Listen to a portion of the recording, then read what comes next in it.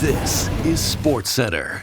Hey, I'm Marissa Roberto, and the Leafs are back in action tonight in Columbus, where they begin a 5-game road trip that head coach Craig Berube has claimed critical for their season. And good news for the Buds, they'll be getting some much-needed reinforcements, as Austin Matthews, Matthew Nyes, and Nicholas Waugh all return to the lineup tonight. It's been a tough couple weeks, but I think over the last 4 or 5 days or so, skating, practicing, started to feel really good day after day. So stack some positive momentum there going into it, and feel like I'm ready to go tonight.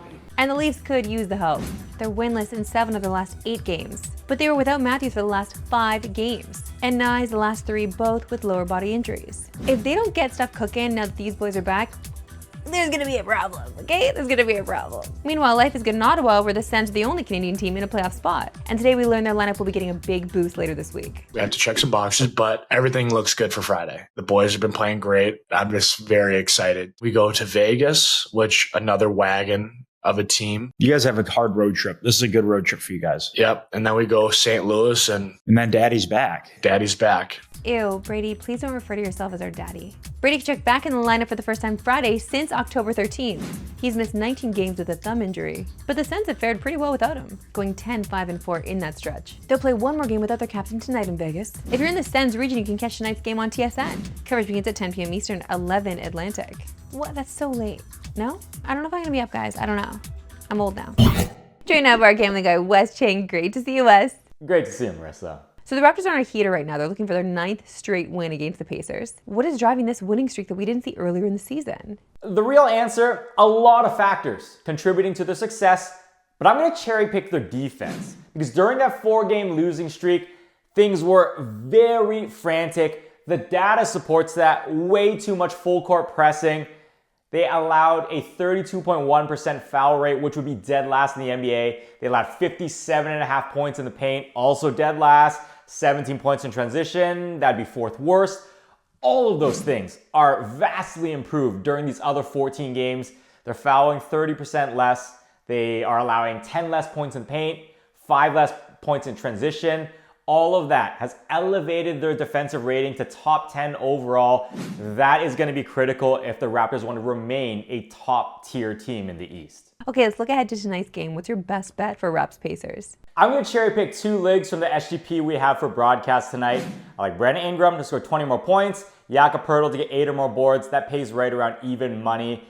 With BI, you know he's going to fill the void for RJ, who's officially ruled out. Indiana also has a league worst foul rate. No better player on this team to exploit that than Ingram. And then with Poeltl, his paint presence is going really underrated. They've won every game since he's returned from the back injury. He's covered 8+ boards in 8 of the last 9 games. And then just look at Indiana's front court and the track record of opposing centers. Jakob Poeltl should continue having big rebounding nights against this team. Wes Chang, a pleasure as always. Hey, thanks for having me. You can watch the Raptors and Pacers tonight on TSN. Coverage begins at 7 p.m. Eastern, 4 p.m. Pacific. It was another tough night for the Oilers Tuesday, as the Stars dropped 8 goals on them in a lopsided win. But the Stars might have been buzzing over an announcement earlier in the day, when the team officially dropped their 3rd jerseys. A blacked out retro look with some incredibly cool outline numbering and nameplate lettering. It's easy to see why the players would approve. Oh, nice. Little mix of old school and new school. That's nice. Wow. Pretty sharp right there. We're gonna be looking nice. Those are sweet. Nice number too. A little bit of old school, a little bit of new school. Love it. I love it. That's sick. Excited to wear them. Yeah. Looks great. Old school. When are we gonna play? The Stars aren't the only team to take on a black jersey recently, as there seems to be a wave of black tarps sweeping the NHL. The Blackhawks are set to don their black jerseys 7 times this year, and black jerseys are nothing new to the LA Kings. 2 more have made their way into the rotation over the last couple years. The Sharks introduced a modern look for their black jersey last season. The Kraken's 3rd jersey is similarly blacked out, except of course it also glows in the dark. It's not just the NHL that's hopping on this fashion trend either. Even Team Canada's Olympic jersey drop included a black jersey. That will be for retail only. Even if they aren't being worn in competition, we just have to have a black version. I do like these blacked out jerseys. Some of them are sick, but I'm not sure I'm gonna get the Canadian blacked out one. Nah. A new National Lacrosse League season is upon us, so that means another year of the NLL on TSN. The season kicks off Friday with Canada's newest team, the Oshawa Firewolves, taking on the Toronto Rock. So to get us set for the season, we are joined by Oshawa Firewolves forward, Alex Simmons. Alex, thanks for joining us.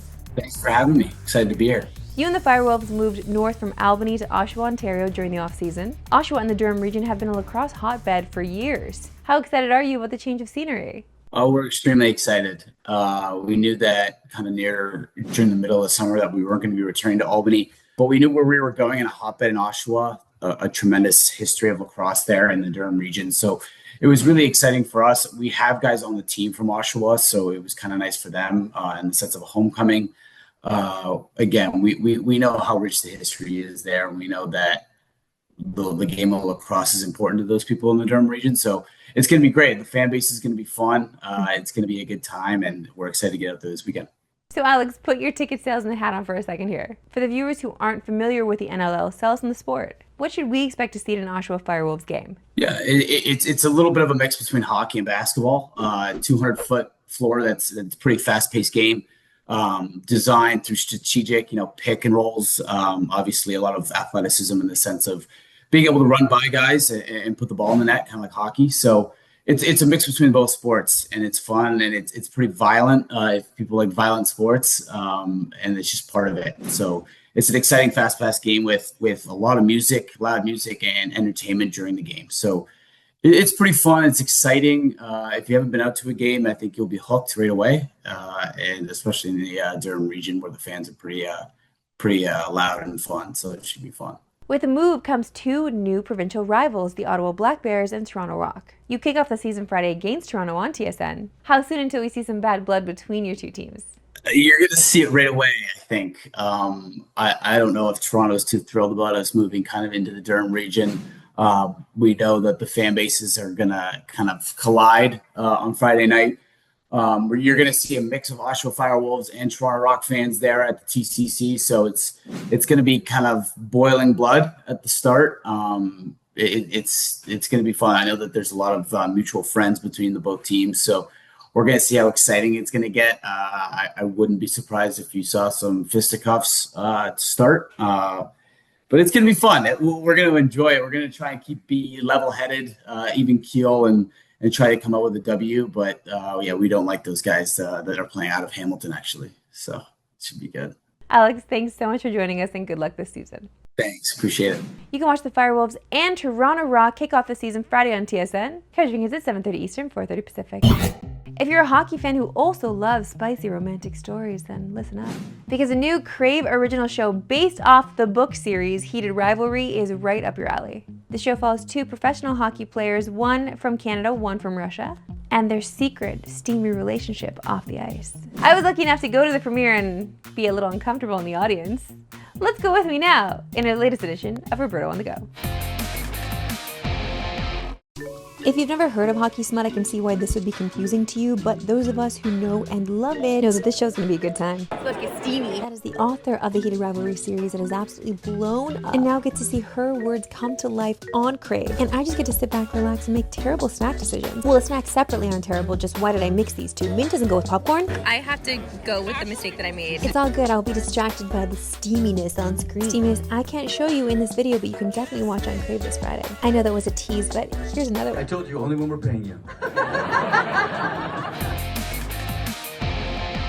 Listen, this is not going to be for everyone. If you like spicy novels, this is gonna be for you, okay? I'm talking to you ladies. Yeah, this is good stuff. Heated Rivalry airs Friday on Crave. Subscribe now and get 40% off, part of their Black Friday deal. That's it for me today. We'll see you if we can run 3 Eastern, no Pacific. Have a good one.